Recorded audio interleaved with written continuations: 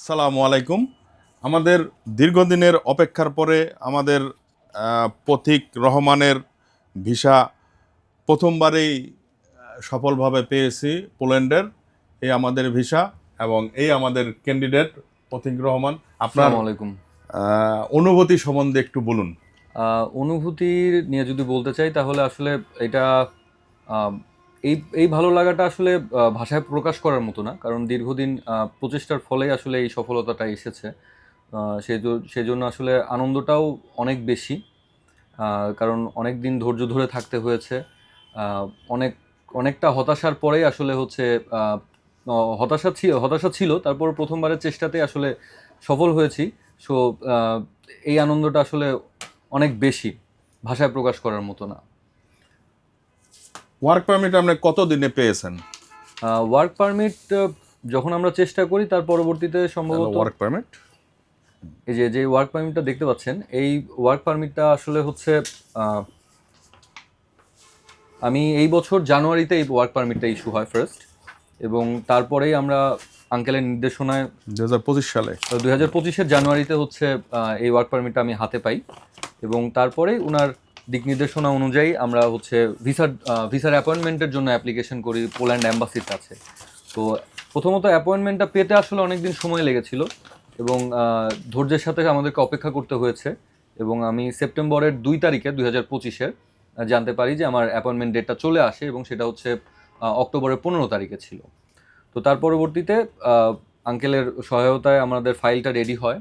ভিসার জন্য যা যা দরকার সকল ডকুমেন্টগুলো উনি সঠিকভাবে প্রসেস করে আমাকে গুছিয়ে দেন, যেন অ্যাম্বাসি ফেস করার সময় আমাকে কোনো ধরনের জটিলতার সম্মুখীন হতে না হয়। এবং পরবর্তীতে আমি আমাকে ইন্ডিয়া যেতে হয়েছিল আহ, এই ভিসা অ্যাপ্লাই করতে। তো আমি হচ্ছে সৌভাগ্যবান একদিক থেকে বলতে গেলে, যে আমাকে সরাসরি আসলে অ্যাম্বাসি ফেস করতে হয়নি, যেটা হচ্ছে দিল্লিতে অবস্থিত। আমি অ্যাপয়েন্টমেন্ট পেয়েছিলাম কলকাতা ভিএফএস এ। সো আমি আমার সম্পূর্ণ ফাইলটা ওখানেই জমা দেই, এবং ওখান থেকে আমাকে উইথড্র করি, এবং এই টোটাল প্রসেসিংয়ের সময় লেগেছিল সম্ভবত 1 মাস কিছু দিনের বেশি, 30 দিনের 35 দিনের মতো, 35 দিন থেকে 40 দিনের মতো। এবং আহ, আমার সাথে আরও অনেকেই জমা দিয়েছিল, এবং কোইন্সিডেন্টলি তারা আমার একদিন আগে হচ্ছে তাদের পাসপোর্টটা উইথড্র করে, এবং আনফর্চুনেটলি তারা আসলে কেউই ভিসা পায়নি। আমিও তাদের কাছ থেকে যখন এই কথাটা জানতে পারি, আমি একটু খারাপ লাগছিল, কারণ এতদিনের অপেক্ষা, এতদিনের প্রচেষ্টা, তারপরে ব্যর্থ হয়ে ফিরে আসতে হবে এরকম একটা ভাবনা আসলে জেগে বসেছিল। তো এই মন খারাপ নিয়েই আমি পরের দিন যাই আমার পাসপোর্ট উইথড্র করতে। কিন্তু সৌভাগ্যক্রমে এবং আল্লাহর অশেষ রহমতে আমার প্রথম প্রচেষ্টাতেই পাসপোর্টে আমার ভিসা লেগে যায়, এবং আলহামদুলিল্লাহ।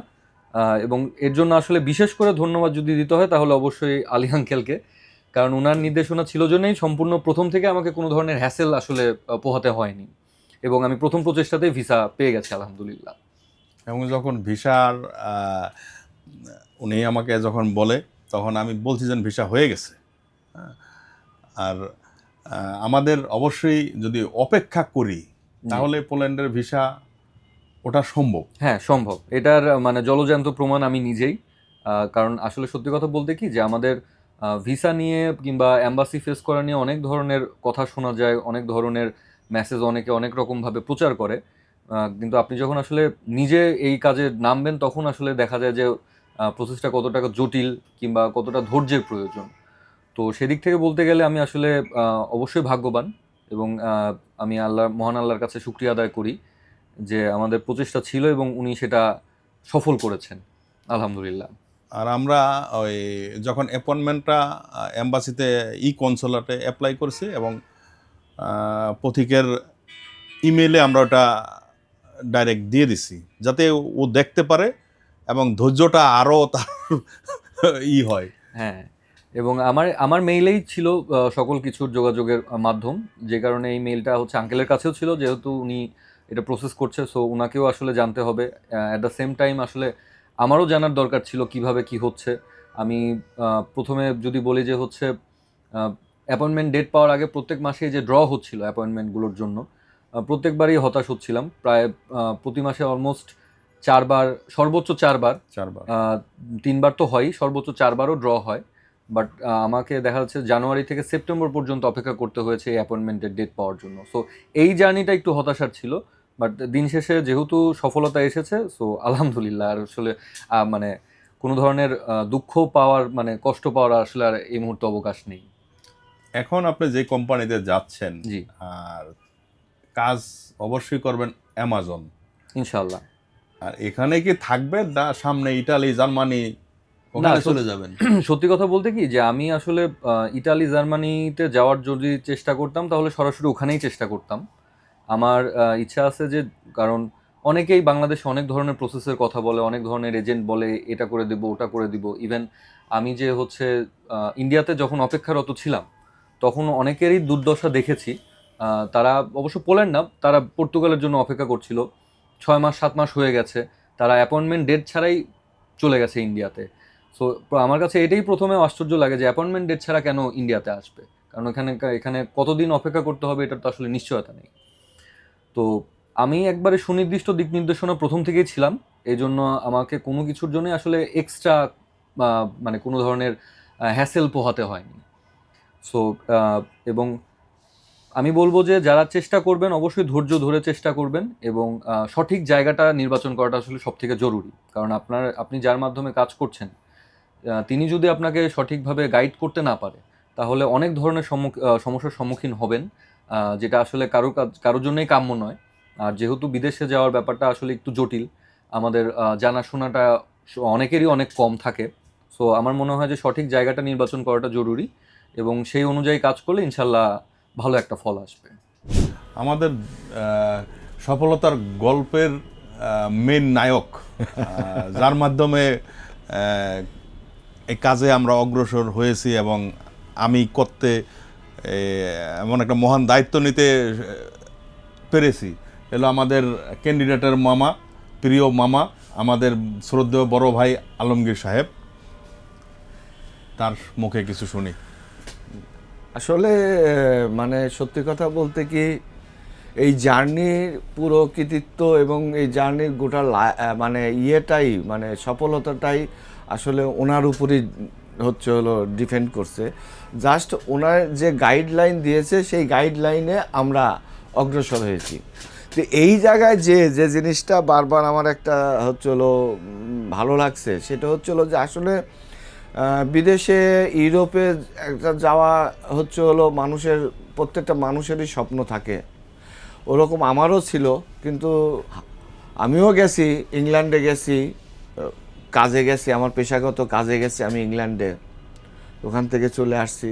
কিন্তু সামহাও ভিতর থেকে সবসময় চিন্তা হতো যে আমাদের ফ্যামিলির কেউ যদি কাউকে যদি পাঠাতে পারতাম ভালো লাগতো, কিন্তু পাঠাবো, কিন্তু ওরকম একটা এজেন্সি, তারপরে ওরকম কার মাধ্যমে, কোন ম্যান পাওয়ারের মাধ্যমে পাঠাবো, এখানে তো আসলে একবারে সত্যি কথা বলতে গেলে তো কাউকে ফেথ করা খুব কঠিন। তাতে 4-5 লাখ টাকা নিয়ে কোনো খোঁজ নাই। এখানে কিন্তু আমাদের টাকাও কিন্তু দিতে হয়নি ওইভাবে যে আমরা টাকা দিছি যে 10 লাখ 20 লাখ এরকম কিন্তু না। জাস্ট ওনাকে বললাম, ওনার পরিচয়, ওনার সাথে আমার হলো অফিসের কলিগ, আমি যমুনা টেলিভিশনে আছি, আমার অফিসের কলিগের হলো একবারে কাছে, সেখান থেকে তখন আমরা বললাম যে ঠিক আছে, একটা চেষ্টা করি, তো আমি তো যেতে পারবো না, আমার ভাগ্নের জন্য চেষ্টা করি। তো ফ্যামিলিতে রাজি করা, তো আমার ভাগ্নেটা ও ইচ্ছুক ছিল যে হ্যাঁ মামা যদি প্রপার ওয়েতে হয়। এর আগে কিন্তু আমি ওকে বলেছি যে বাবা তুমি কোন দেশে যাইতে চাও, সেই দেশে আমি তোমাকে নিয়ে যা রেখে আসবো, কিন্তু কোনো কাগজপাতি নেই। না মামা আমি এভাবে যাব না। আমি বলছি যে বলো তুমি কোন দেশে যেতে চাও, সেই দেশে আমি নিয়ে যাই, তোমাকে ডেকে আসবো, বাদ বাকি দায়িত্ব তোমার। বলছে না, আমাকে যদি প্রপার ওয়েতে যদি তোমরা পাঠাতে পারো, প্রপার গাইডলাইন দিয়ে, প্রপার হলো কাগজপাতি দিয়ে বৈধভাবে যদি পাঠাতে পারো, দেন আমি যাব। তো যাই হোক, আমাদের প্রায় 1.5 বছরের জার্নি, সব মিলে 1.5 বছরের জার্নি। এই ক্ষেত্রে আমি বলবো একটা কথা, যে যারা নতুন যারা আসতে চায় বা এই অ্যাপ্লাই করতে চায়, সেটা হলো যে আপনাকে ধৈর্য ধরতে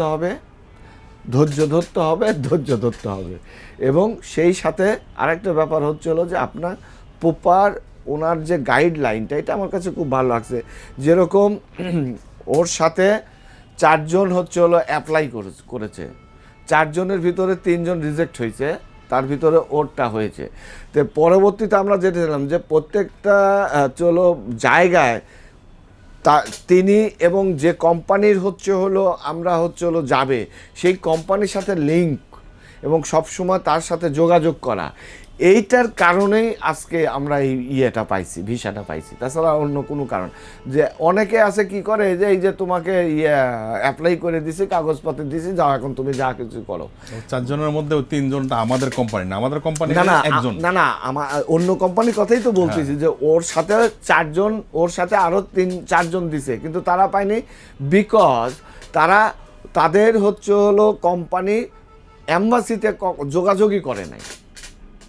কিন্তু আমাদের হচ্ছে হলো আলী ভাই তো বলেন না, ভালো নাম কি বলেন? আমাদের নুন গ্লোবালের কর্ণধর আলী ভাই, ইনি কি করছেন, প্রত্যেকটা স্টেপ বাই স্টেপ আমাদেরকে গাইডলাইন দিয়ে এবং স্টেপ বাই স্টেপ হচ্ছে হলো কাগজপাতি, কখন কোন জায়গায় কী কাগজ লাগবে এইগুলো দিয়ে সহযোগিতা করছে।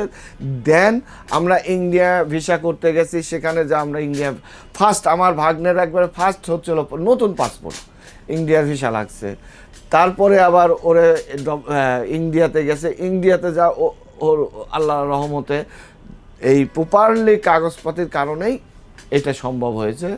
ধন্যবাদ লোন গ্লোবাল লিমিটেডে এবং আলী ভাইকে। এই জার্নিতে আমি একটা কথাই বলবো, যারা অ্যাপ্লাই করবেন